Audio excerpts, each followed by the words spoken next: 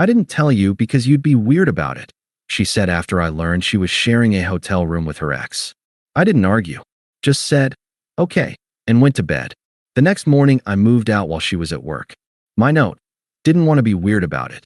Hey viewers, before we move on to the video, please make sure to subscribe to the channel and hit the like button if you want to see more stories like this. Thanks. The Thursday night routine was a sacrament. I'd cook something simple like lemon garlic chicken and roasted vegetables. Qley would come in from her marketing job, kick off her heels by the door with a dramatic sigh, and pour 2 glasses of the decent Pinot Grigio we kept stocked. We'd eat at the small kitchen island, debriefing our days. It was comfortable. It was ours. At least, that's what I thought. The crack appeared subtly. That week, her phone, which usually lived screen up on the coffee table, started going face down. She'd get texts that made her smile, then quickly school her features into neutrality when she felt my glance. She mentioned a low-key industry conference coming up on Saturday. Just a few seminars, probably boring, she'd said, spearing a piece of broccoli. But it looks good for my annual review. I believed her. Why wouldn't I? We'd been together 3 years. We talked about maybe getting a dog next spring. Tonight, she was running late. Last-minute prep for the conference, she'd texted. My laptop had died, and I needed to check a work email. I knew her password. It was our old apartment number and her dog's name, a shared secret from when we first moved in together. It felt like an intimacy, not an invasion. I opened her laptop on the kitchen counter. Her email was up, and there it was, not even buried in a promo folder, sitting right in the center of the screen. A booking confirmation. Riverside Hotel and Suites. Check-in, Saturday, November 18th. Check-out, Sunday, November 19th. Guest name, Qley Bennett. Room type, king bed, non-smoking. Additional guest, Mark S. The heir left the room. Mark, her ex-boyfriend from college. The one with the complicated friendship. The one whose texts sometimes made her laugh a little too hard. The one I'd quietly, stupidly, been insecure about for years. She'd always reassured me. He's just a friend, Alex. That chapter is so closed. You have nothing to worry about. My hand was steady as I picked up my wine glass. I took a slow sip. I read the confirmation 3 more times. The price was listed. It wasn't a conference block rate. It was a standard weekend rate for a single room. A king bed. The key turned in the door 40 minutes later. Qley breezed in, all perfume and tired smiles. Ugh, what a day, she announced, heading straight for the wine bottle. How was the prep? I asked. My voice sounded normal. Eerily normal. Fine, tedious, she said, pouring a generous glass. Just printing name tags and things. You wouldn't believe the admin. Where's the conference again? The Marriott downtown, she said without looking at me, taking a long drink. I felt a cold clarity settle over me. The Marriott, not the Riverside Hotel. She froze. The glass hovered an inch from her lips. Her eyes, wide for a fraction of a second, darted to her closed laptop on the counter, then back to me. The mask of casual ease cracked, revealing calculation underneath. She set the glass down. Why would you ask that? Your email was open. I saw a confirmation. For the Riverside. For you and Mark. The calculation vanished, replaced by pure, defensive irritation. She didn't look guilty. She looked inconvenienced. Annoyed that her narrative had been disrupted. You went through my email? Her voice was sharp, an accusation designed to flip the script. The laptop was open. The confirmation was right there. I kept my tone flat. You're sharing a hotel room with Mark? She let out a heavy, put-upon sigh, the kind you'd use on a child who's asked, why one too many times. She crossed her arms. It's not a big deal, Alex. He's in town for the same conference. The rooms at the Marriott were, like, $300 a night. The Riverside was half that. It's just practical. Practical, I repeated. The word tasted like ash. Yes, practical. She rolled her eyes, a gesture that once felt playful and now felt contemptuous. We're splitting the cost. It's one night. You didn't think to mention this? 2. I don't know. Tell your boyfriend you were planning to share a bed with your ex-boyfriend? Her face hardened. Here it came. The preemptive strike. I didn't tell you because you'd be weird about it. She delivered the line with absolute certainty, as if stating a fundamental law of physics. You're always so insecure about Mark. You get that look. It's exhausting. I knew you'd overreact, so I just avoided the drama. It's just a room. We're just friends. You'd be weird about it." The phrase echoed in the silent kitchen. It wasn't an apology. It was a diagnosis, a condemnation of my character. The problem wasn't her secrecy. It was my inevitable, flawed reaction to it. She had made the decision for me, for us, based on my assumed deficiency. "Are you going to make this a thing?" she pressed, her voice dripping with exasperation. "Because I'm really tired, and I have a big day Saturday. I don't have the energy for one of your moods." I looked at her. I saw the woman I'd loved, the woman I'd imagined a future with. But in that moment, I saw her more clearly than ever before. I saw the dismissal in her posture, the impatience in her eyes, the utter lack of respect disguised as pragmatism. The love I felt didn't vanish. It just curdled. It transformed into a profound, quiet understanding. Arguing would be weird. Questioning would be insecure. Expressing hurt would be a mood. She had boxed me in with her language, painting any response other than compliant acceptance as a symptom of my own failure. So I gave her the only response she'd left open for me. I took another sip of my wine, placed the glass carefully on the counter, and nodded. "Okay," I said. "No heat. No ice. Just a simple, factual acknowledgement." Message received. Her expression shifted from defensive irritation to confusion, then to a hint of triumph. She'd won. I wasn't making a thing. She mistook my clarity for capitulation. "Okay," she asked, testing. "Okay," I confirmed. I walked past her, out of the kitchen. "I'm going to bed." "Well, good," she said to my back, the wind momentarily gone from her sails. "It's not a big deal, Alex. You'll see." I didn't reply. I walked down the hall to our bedroom, closed the door softly, and got into bed. I lay in the dark, staring at the ceiling. I didn't cry. I didn't rage. I just planned. The cold clarity was now a blueprint. Every item in the apartment was mentally cataloged as mine, hers, or ours. The ours items no longer held any meaning. They were just objects to be navigated around. The betrayal wasn't in the hotel room. Not really. It was in the sigh, the eye roll, the "you'd be weird about it." It was in the deliberate choice to conceal, to manipulate the truth because she judged my honest reaction as an inconvenience. She hadn't trusted me with the truth because she didn't respect me enough to handle it. She saw me as a problem to be managed, not a partner to be respected. As her breathing evened out in sleep beside me, the last of the emotional tether snapped. I felt it go, silent and final. I was already gone. I woke at 5:45 a.m., before the alarm. Qley was asleep, her back to me, a vague shape in the pre-dawn gray. I watched the slow rise and fall of her shoulders for 1 minute. This was the last time. I felt nothing. Not anger, not sadness. A hollow, clean neutrality. I slid out of bed with the care of a ghost. In the living room, I started with the essentials. Laptop, charger, important documents from the filing cabinet. My suitcase from the closet, my duffel bag. I packed clothes methodically, a week's worth of work attire, gym clothes, jeans. I left the sweater she'd given me last Christmas folded on the dresser. I left the silly novelty socks from our first vacation together in the drawer. The books on the shelf were easy. These were mine, those were hers. I took mine, stacking them neatly in a cardboard box I'd flattened and stored in the closet. The framed photo of us at the beach? I left it on the shelf. It was part of her story now, not mine. In the bathroom, I cleared my side of the cabinet. Toothbrush, razor, cologne, the expensive moisturizer she'd teased me for buying. I left the shared toilet paper, the half-used tube of her toothpaste, the basket of bath bombs we'd bought together. By 7 a.m., the core of my life was packed into my car, which I'd loaded through the building's back entrance to avoid the security camera pointed at the front parking lot. I made 2 trips. It was efficient, quiet. At 7:15, I heard the shower turn on. My heart rate didn't spike. I just moved to the final phase. I took a sheet of plain printer paper and a pen from the kitchen drawer. I stood there, the pen poised. What was there to say? Explanations would be weird. Justifications would be dramatic. Emotion would be a mood. Her words from last night were the perfect, sterile framework. I wrote in clean, block letters. Didn't want to be weird about it. My key is on the counter. Do not contact me. Alex. I placed the note in the center of the kitchen island, the holy altar of our Thursday night sacraments. I set my apartment key beside it, the metal making a soft click on the granite. I did a final walkthrough. The space looked lived in, but subtly altered. A gap on the bookshelf. An empty spot on the bathroom counter. It was the apartment of someone who had left, not someone who was coming back.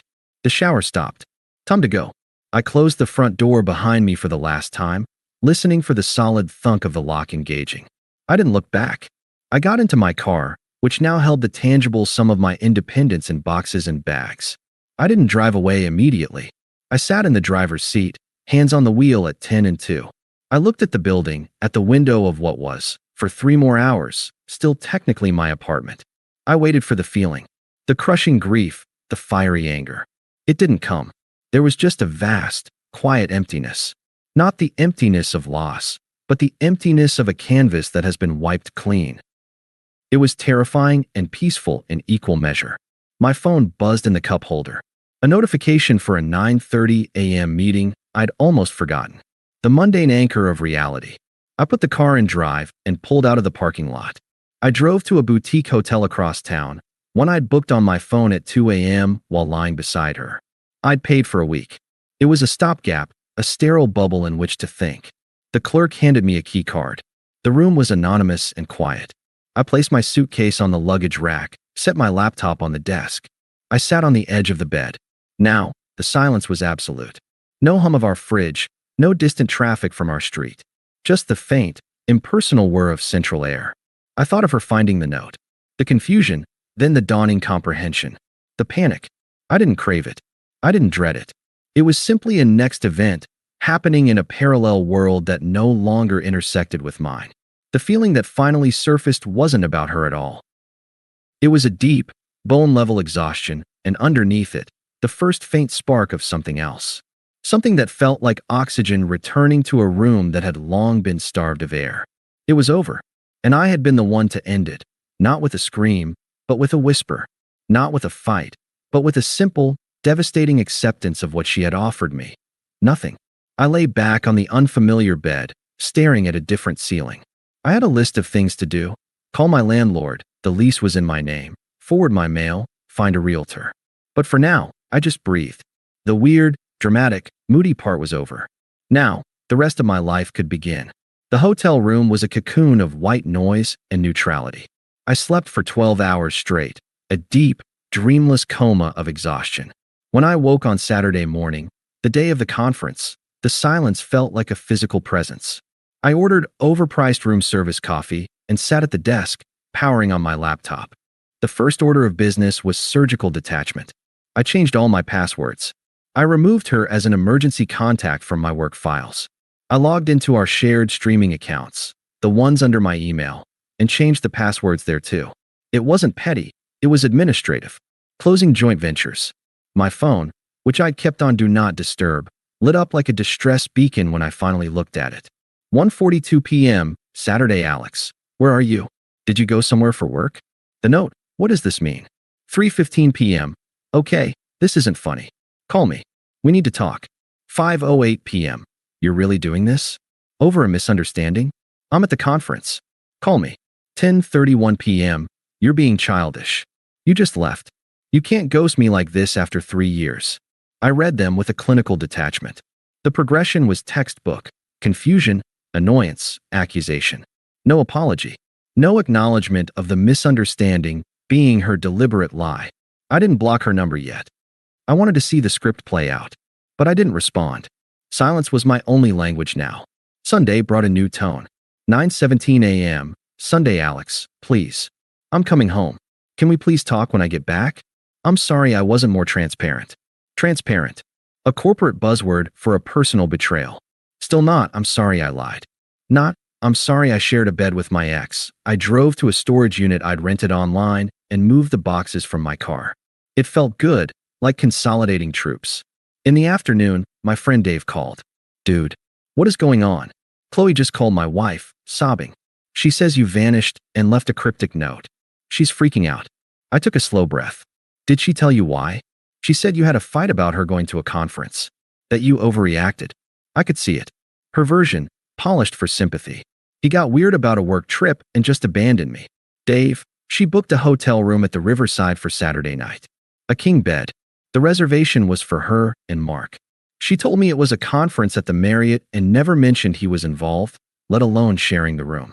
I found the confirmation. When I asked, she told me she didn't tell me because I'd be weird about it. The line was silent for a long moment. "Oh," Dave said finally. The single syllable was heavy with understanding. "Mark? Seriously? Seriously? Man, that's yeah. Okay. My wife is going to have a field day with this. She never liked how chummy Qley was with him." He paused. "What do you want us to do?" "Nothing. I just don't want to be the villain in the story she's telling." "You asked. Now you know. Do you want us to not talk to her?" "That's up to you. I'm not asking anyone to choose sides. I've just chosen my own peace." The phrase felt true as I said it. By Monday, the mutual friend radar was pinging hard. Texts from a few others, tentatively asking if I was okay. To each, I sent the same, calm, factual reply. "Ask Qley about the Riverside Hotel booking for her and Mark. Once you have her version, if you still want to talk to me, I'm here." It was a truth grenade. I wasn't arguing my case. I was just directing them to the source material and letting them draw their own conclusions. The responses were revealing. "Yikes. She told me it was a totally separate room situation. I'll talk to you later." "Wow. Okay. That explains the note. Take care of yourself, Alex." Lisa, who had been Qley's closest friend before we got together, called me on Tuesday evening. Her tone was pure mediation. "Alex, hi. Listen, I talked to Qley. She's really struggling. She admits she handled it poorly, not telling you about Mark. But she swears nothing happened. It was just to save money. She's devastated you left like this." "I'm sure she is," I said, looking out my hotel window at the city lights. "Can't you just hear her out? For closure, if nothing else? You loved her once." The phrase "loved her once" hit like a soft hammer. It was already in the past tense. I heard everything I needed to that night, Lisa. The facts were in the email. Her response to being caught was to call me weird, insecure, and dramatic. That was my closure. But Mark's gone now. He was just in town for the weekend. It's not like she's choosing him. I almost laughed. She'd missed the point entirely. This isn't about me versus Mark. This is about respect versus contempt. She showed me contempt. I'm choosing not to live with it. I wish her well, but I'm not involved in her journey anymore. Lisa sighed, the sound of someone who'd hit a wall. "You're being really cold about this." "I'm being clear," I corrected gently. "There's a difference." I hung up.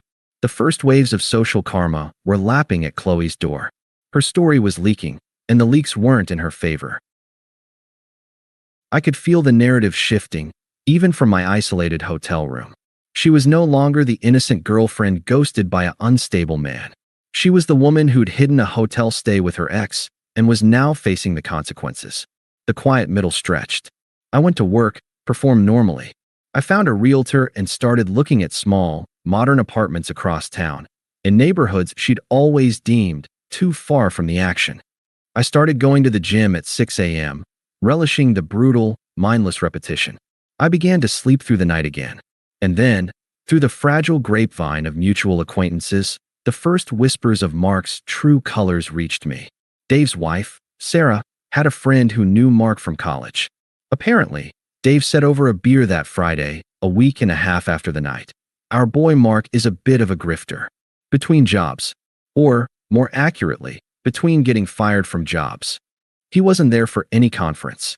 He was crashing on a buddy's couch and saw a chance for a free night in a nice hotel with an old flame." I took a sip of my beer. It was a rich, dark stout, a taste I'd developed on my own, separate from Qley's preference for sweet ciders. Sounds about right. Word is he was bragging about it to some people after. Being real sleazy about it. I nodded.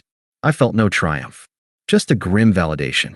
The practical room share had nothing to do with conference logistics and everything to do with Mark's opportunism and Qley's poor judgment. The foundation of her justification was made of sand, and the tide was coming in. The consequences weren't a thunderclap. They were a slow, suffocating drizzle. I signed a lease on a new apartment, a sleek one-bedroom with a view of the river, not the downtown skyline she loved. Moving in was a solo, satisfying project. Every piece of furniture I bought was mine, chosen for function and my taste alone. The space echoed, but it echoed with potential, not absence. The reports from the old life trickled in, no longer sought by me, but offered by a universe that seemed bent on keeping me informed. Financial stress, Sarah mentioned it casually. So, Chloe's apartment. The lease is in your name, right? She called the management company in a panic, trying to get it switched to hers. They told her she'd need to requalify on her own income, and with the debt she's carrying. She didn't finish. I knew. My salary had covered the bulk of the rent. Chloe's lifestyle, the Pilates classes, the nice wines, the constant stream of online packages, required dual income. Alone, she was drowning. I'd paid the final month's rent as required by my lease, giving her a 30-day life raft. The clock was ticking. The Mark situation, he didn't leave town. According to the grapevine, now fertilized by Chloe's own desperate confessions to remaining friends, Mark had nowhere to go. His couch-surfing arrangement had expired. In a move of staggering folly, Qley let him move into our, now her, apartment. Temporarily, she'd said.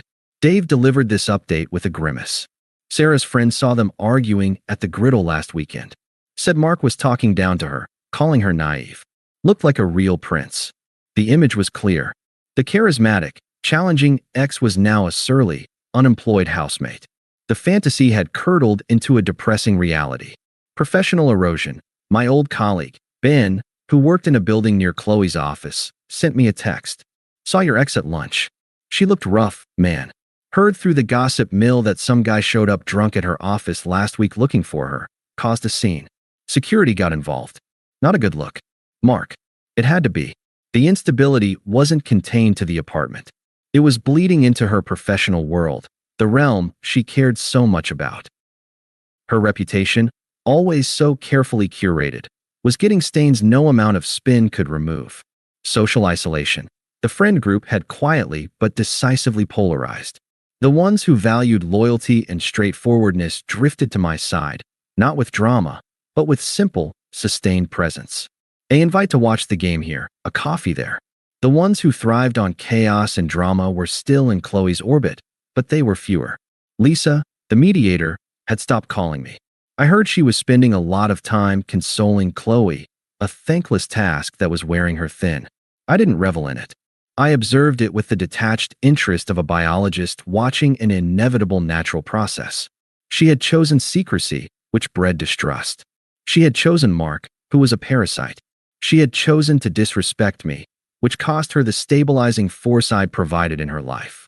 The dominoes were falling according to a simple, brutal physics.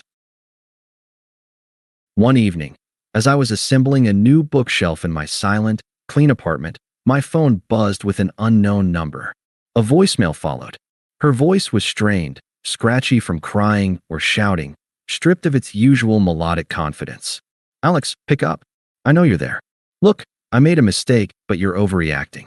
You just left. How could you do that to us? Do you know what you've done? Everything is a mess. Just call me back. Please. There it was. The final, ugly shift. No more. I'm sorry I wasn't transparent. Now it was you did this to us. The blame was fully externalized. My calm exit was the original sin, not her deceit. Her mess was my fault. The entitlement was breathtaking. I deleted the voicemail. I didn't save the number. I went back to tightening the screw on my bookshelf, ensuring it was level and strong. I was building something new, piece by piece. She was trapped in the ruins of what she'd broken, and she was just beginning to understand that the person who used to help her clean up the mess was gone for good. The drizzle was becoming a downpour, and she was standing in it without an umbrella. All because sharing a hotel room with her ex was practical, and being honest with me would have been weird. The irony wasn't lost on me. It was the quiet, satisfying kind that doesn't need a smile. It just is. The texts became a weather pattern, erratic, stormy, then pleadingly clear. I'd stopped reading them in full after the voicemail, but notifications still flashed. I saw fragments on my lock screen, a surreal haiku of her unraveling. We need to talk about the lease. Mark is being impossible. My mom said you called her? I hadn't. I'm at my wit's end. You owe me at least a conversation. You owe me. That was the refrain. The currency of 3 years, in her mind, had accrued a debt I was now refusing to pay.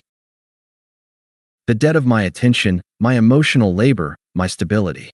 She was calling in the loan, and I had closed the bank. The first real test came via her older sister, Megan. We'd never been close. She'd always viewed me as too quiet for her vibrant sister. Her call felt like a managerial intervention. Alex, it's Megan. Her voice was all business, no pleasantries. We need to address this situation with Qley. She's falling apart.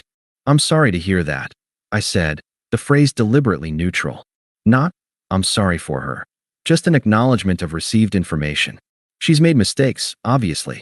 But what you're doing, this silent treatment, this financial abandonment, it's cruel. You're not the man I thought you were. I let the accusation hang in the air for a beat. What did she tell you about the cause of this situation, Megan? She said you had a fight about her ex being in town, and you completely overreacted. You left her high and dry. Did she mention that the fight was about me discovering an email confirmation for a hotel room she'd booked to share with said ex? A fact she'd actively hidden from me, and when confronted, told me she hid it because I'd be weird about it? A pause, slightly shorter than Dave's had been. She said it was just to save money. Nothing happened. The issue isn't what may or may not have happened in the room, Megan. The issue is the lie, the disrespect, the contempt in her tone when she dismissed my feelings as weird. I chose not to accept that treatment. The financial and logistical consequences are a direct result of her choices, not my cruelty. She chose to lie. She chose to share a room with another man.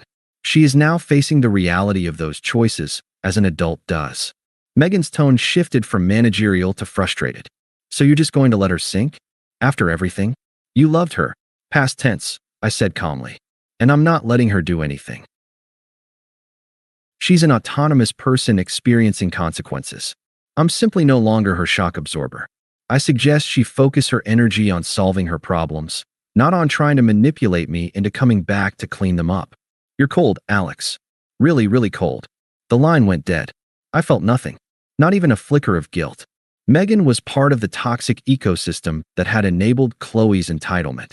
Their family motto might as well have been, your feelings are an overreaction to our actions. I was done with that entire language.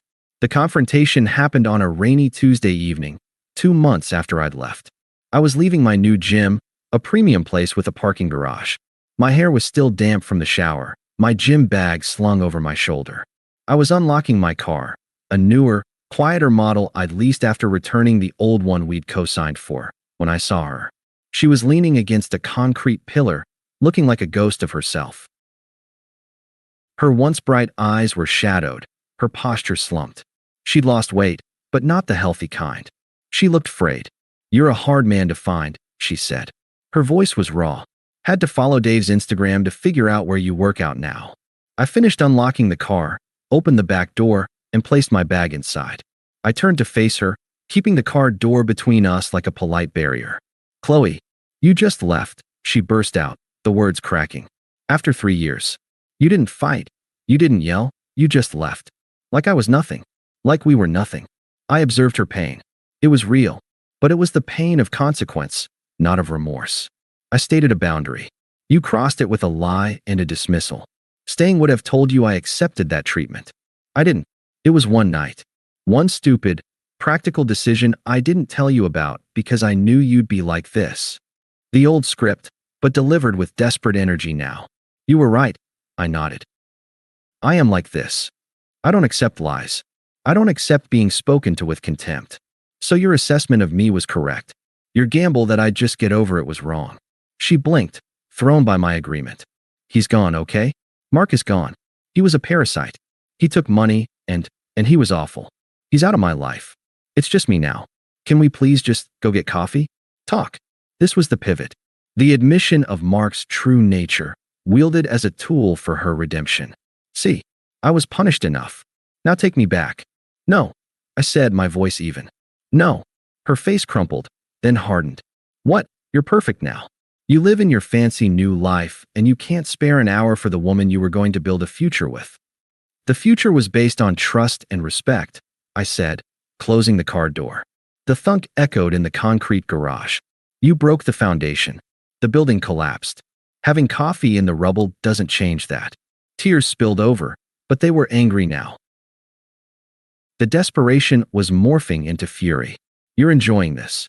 You love seeing me like this. Poor, miserable Qley, who made one mistake and got destroyed for it. You're pathetic, holding on to this like some grudge. I almost smiled. There it was. The true colors, blazing through the tears. When manipulation fails, rage arrives. I'm not holding on to anything, I said, opening the driver's door. I've let it all go, including you. You're the one who followed me here. You're the one holding on. I got in the car. She slammed her hand on the roof. Fine. Walk away again. You're a coward, Alex. You're running from real emotion, from real conflict. You'll die alone in your perfect, quiet little life. I started the engine. The purr was soft and final. I rolled down the window just an inch. Take care of yourself, Qley. As I reversed out, I saw her in the rearview mirror, standing alone under the harsh fluorescent lights, dissolving into helpless, furious sobs. I felt a distant pang, the faint echo of an old protective instinct, but it was smothered by the profound quiet of my own peace. She was a storm, and I had finally reached calm water. I didn't look back. 6 months to the day after I left the note, I was in the gourmet grocery store near my new apartment. I was buying ingredients for a dinner I was cooking for Sarah and Dave, a thank you for their unspoken loyalty. My cart held thick ribeye steaks, fresh herbs, wild mushrooms, and a bottle of expensive Cabernet. It was a card of contentment, of a life built on solid ground. I was comparing 2 types of sea salt when I felt a presence hovering at the end of the aisle. I looked up. It was Qley. The contrast was so stark it was almost theatrical. I was in well-fitted dark jeans and a soft, high-quality sweater, fresh from a weekend hike. I looked healthy, rested, solid. She looked diminished. She wore a red vest over a white shirt, the uniform for the cell phone kiosk in the mall across the street. Her hair was pulled back in a severe ponytail. In her hands was a small basket holding a cheap frozen dinner, a box of off-brand tea bags, and a discounted bar of chocolate, the portrait of quiet exhaustion. Our eyes met. Hers widened, flooded with a chaotic mix of shock, hope, and shame. Mine registered her, then returned to the salts. I chose the flaky Malden, placed it in my cart, and began to push forward, intending to pass her with a nod. Alex. Her voice was a whisper, scraping out of her. You look good. I stopped the cart. Politeness, a habit from a dead civilization, made me pause. Thanks. How are you? The question was empty of investment, the way you'd ask a cashier. A bitter, thin smile touched her lips. Not great, honestly. She seemed to gather herself, her gaze dropping to my full cart, then back to her meager basket. Mark. He cleaned out my savings before he left. For bills. He never paid a cent. I lost the apartment. I'm at my mom's. Just working this for now. She gestured weakly at her vest. I nodded. I'm sorry to hear that. The words were automatic, clean. A social script. I wasn't sorry for her.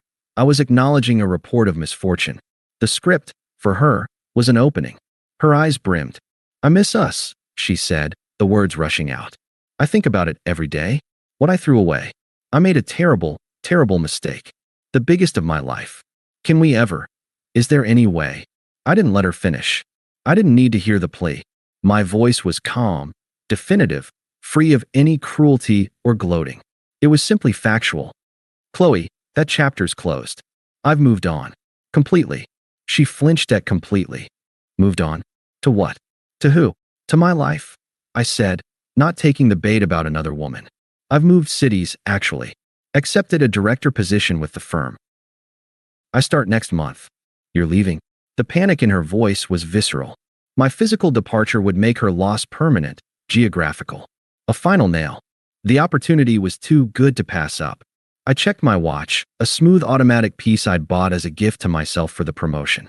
I actually need to go, meeting my realtor to close on a condo before I move. A condo. A director position. The facts landed like stones. I wasn't just surviving without her. I was thriving in a way that was visibly, tangibly beyond the life we'd had together. Her face crumpled. The careful hope shattered, revealing the raw despair beneath. So that's it, she whispered, a tear tracing a path through her light makeup. After everything we were, you just become a stranger? You buy fancy salt and a condo, and I'm just a girl in a red vest buying a frozen dinner. I looked at her then, really looked. I saw the ghost of the woman I'd loved, buried under poor choices and their bitter harvest. I felt the last tiny filament of old connection snap, soundlessly. It was the moment you chose to hide that hotel room, I said, my voice quiet but absolute in the hushed, overly bright aisle. The moment you decided my trust was less important than your convenience. My feelings were weird. My reaction was a mood. You made your choice. This, I gestured not at her basket, but at the space between us, is just the landscape after that choice. I saw the understanding finally, truly, dawn in her eyes. It wasn't about Mark. It wasn't about a single night. It was about a fundamental disrespect she deemed acceptable. And I, the man she judged as too safe, too boring, too weird, had possessed a quiet strength she never anticipated. The strength to walk away and never look back. Take care of yourself, I said. It was neither a wish nor a curse. It was a dismissal. I pushed my cart past her. I didn't glance back. I walked toward the checkout, the wheels rolling smoothly on the polished floor. I paid for my steak and my wine and my fancy salt.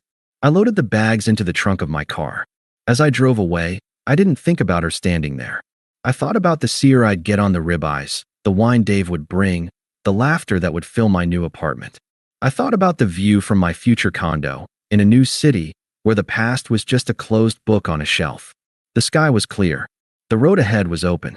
And the quiet in my heart was no longer the quiet of emptiness, but the profound, unshakable quiet of peace. She had tried to make me feel small, weird, and insignificant. In the end, her attempt had been the catalyst that showed me my own size, my own strength. And for that, I supposed, in the most detached way possible, I could almost thank her. Almost, but not quite. She didn't deserve that much space in my head. Not anymore. Thanks for watching. Make sure to subscribe to the channel and hit the like button. What do you think about this story? Share it in the comments.